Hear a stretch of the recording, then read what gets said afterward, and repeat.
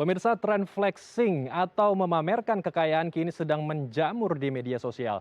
Namun tren memamerkan kekayaan ini rupanya dimanfaatkan oleh oknum tidak bertanggung jawab untuk menarik masyarakat dalam investasi ilegal maupun judi di ruang digital.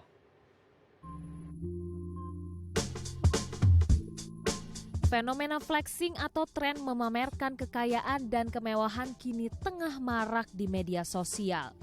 Flexing kini sering digunakan oknum tidak bertanggung jawab sebagai umpan untuk menarik warga ke dalam kegiatan investasi ilegal maupun judi berkedok trading digital. Memamerkan kekayaan seperti rumah dan barang mewah yang diperoleh dalam waktu singkat hingga persyaratan mudah dan cara instan dalam meraup pundi-pundi rupiah adalah iming-iming untuk menggait masyarakat untuk terlibat dalam permainan ini.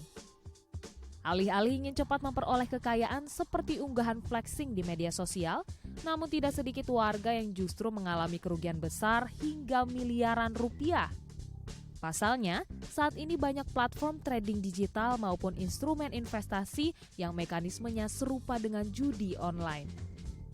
Teliti pada instrumen finansial digital, tidak mudah tergiur dengan sesuatu yang terlihat instan dan cepat membawa keuntungan, serta mengetahui legalitas lembaga keuangan bisa menjadi upaya penyaringan agar tidak terjerat ke dalam judi, berkedok investasi maupun transaksi di ruang digital. Ya, untuk mengetahui sebetulnya seperti apa kita seharusnya menyikapi fenomena flexing dan apa yang perlu diwaspadai dari judi berkedok trading ataupun investasi. Kita akan membahasnya langsung bersama dengan Mas Safir Senduk selaku perencana keuangan. Selamat siang Mas Safir, apa kabar Mas? Selamat siang Andrew. Baik, ini menarik sekali perbincangan kita mengenai flexing, kemudian ada judi berkedok investasi ataupun trading online. Nah, kita akan mengupasnya satu persatu Mas Safir. Kita mulai dari flexing dulu nih yang sedang marak, yang sedang masif di media sosial. Karena begitu banyak influencer yang memamerkan kekayaannya. Namun basicnya, apakah flexing ini sebetulnya menjadi hal yang wajar, hal yang biasa dan sebetulnya sah-sah saja dalam dunia marketing, Mas Safir? Iya, kalau menurut saya flexing itu adalah salah satu pilihan dalam memarketingkan sesuatu atau melakukan branding sesuatu gitu ya.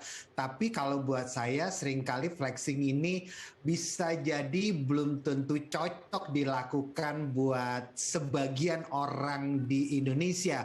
Karena buat saya banyak sekali orang di Indonesia yang seringkali strata sosialnya itu kadang jauh berbeda, antara kaya dan miskin itu jauh berbeda. Sehingga perilaku memamerkan kekayaan ini kalau tidak dijaga dengan baik, kalau kebablasan itu bisa membuat perilaku yang atau menimbulkan respon yang sangat berlebihan dari kalangan yang merasa bahwa saya nggak bisa nyampe situ gitu. Itu pertama. Yang kedua adalah saya melihat bahwa di Indonesia ini kita masih sering kali, sayangnya kita masih sering kali percaya begitu saja pada seseorang hanya karena dia terlalu banyak memamerkan sesuatu. Kita percaya bahwa dia kaya, kita percaya bahwa dia sukses hanya karena dia punya barang ini atau barang itu. Hanya karena dia punya kendaraan merek tertentu atau rumah sebesar tertentu atau jam tangan merek tertentu. Kita mudah percaya dengan hal-hal seperti itu. Sehingga kalau orang itu mempromosikan sesuatu, kita langsung percaya begitu saja hanya karena dia udah terbukti sukses kok, dia udah terbukti berhasil kok. Saya ingin mengajak masyarakat Indonesia untuk stop percaya pada seseorang hanya karena orang itu punya kekayaan tertentu. Bisa jadi kekayaan tertentunya belum tentu didapat dengan cara yang baik atau dengan cara yang wajar. Baik, jadi sekali lagi ya, warga plus 62 atau masyarakat Indonesia jangan mudah terpancing, jangan mudah langsung meyakini dengan flexing yang dilakukan para influencer atau banyak orang di media sosial. Nah, saya ingin berpindah sedikit mengenai tentang judi gitu ya, judi berkedok investasi ataupun trading online yang ini sebetulnya juga salah satu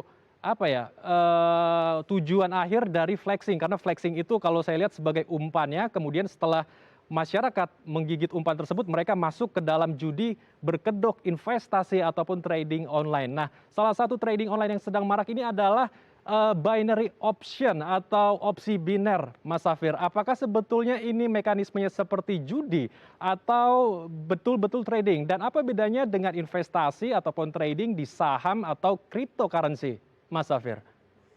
Yang membedakan adalah bahwa saham dan kripto itu beneran ada yang ditradingkan. Pada pasar modal atau pasar saham misalnya yang ditradingkan adalah sahamnya sendiri. Pada kripto yang ditradingkan adalah aset kriptonya sendiri ya. Walaupun sekali aset kripto itu ya namanya juga digital, tidak ada barangnya secara fisik, tapi barangnya atau sesuatu yang ditradingkan tuh benar-benar ada dan ditaruh di dalam blockchain.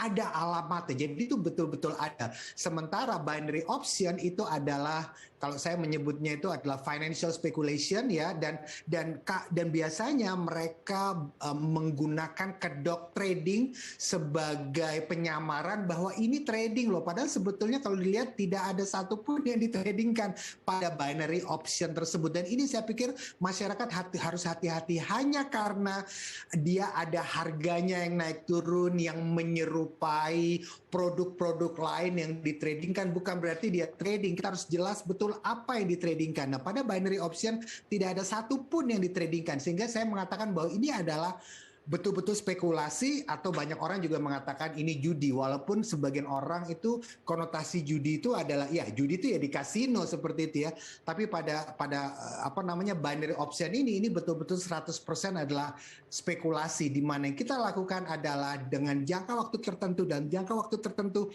kita harus bisa menebak apakah harganya ini akan naik atau akan turun. Baik, jadi ini spekulasi ya, bukan investasi. Ini perlu dicatat dan digarisbawahi oleh pemirsa di rumah dan masyarakat luas bahwa ini bukan instrumen investasi ataupun trading yang real, maupun itu di dunia digital begitu ya. Kemudian pertanyaannya Mas, kenapa hingga saat ini masih banyak juga masyarakat yang masuk ke dalam jebakan ini, masuk ke dalam judi berkedok investasi ataupun trading online? Apakah karena masyarakat yang masih minim dengan literasi keuangan, terutama di ruang digital, atau karena kembali lagi, karena flexing yang dilakukan oleh para influencer begitu masif, begitu deras, sehingga psikologinya dari masyarakat ini terkena dengan iming-iming yang mendapatkan kekayaan dengan cepat dan lain sebagainya, Mas Safir? Tahu nggak, yang menarik adalah saya seringkali ketemu banyak orang yang seringkali istilahnya financial quotient atau financial IQ-nya itu udah bagus banget. Dia punya banyak sekali pendidikan tentang keuangan, tapi seringkali pengetahuan atau logika keuangannya hilang begitu saja hanya karena emosi ya. Dia tahu bahwa dia tidak butuh barang tertentu, tapi ketika dia datang jalan-jalan di mall, kayaknya barang itu lucu ya, displaynya bagus dan lain sebagainya, akhirnya dia beli gitu.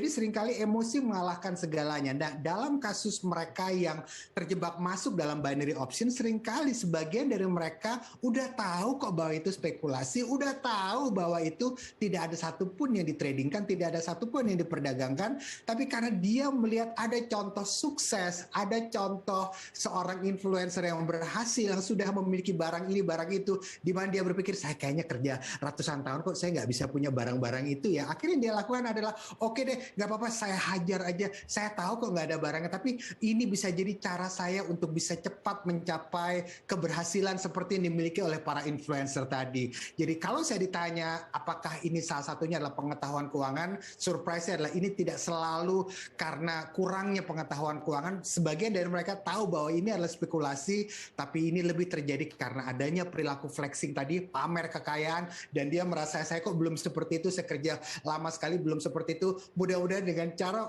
spekulasi seperti ini saya bisa mencapai kekayaan seperti yang dimiliki oleh para influencer tadi itu.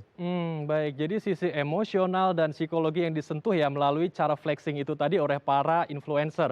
Nah, lalu sepertinya ini judi online gitu ya, atau judi berkedok, katakan investasi atau trading online ini sebetulnya mirip seperti pinjol, sudah ditutup, sudah diblokir, kemudian ada lagi, kemudian muncul lagi, dan banyak orang yang menjadi korban. Sebetulnya apa langkah strategi yang tepat, mekanisme apa yang jitu dari pemerintah agar ini tidak selalu terjadi antara demand dan supply-nya? Tapi ditahan dulu Mas Safir karena kita akan bahas usai jeda. Baik pemirsa, usai jeda kita akan melanjutkan kembali dengan Mas Safir tentang judi berkedok trading dan investasi. Tetap bersama kami di Halo Indonesia.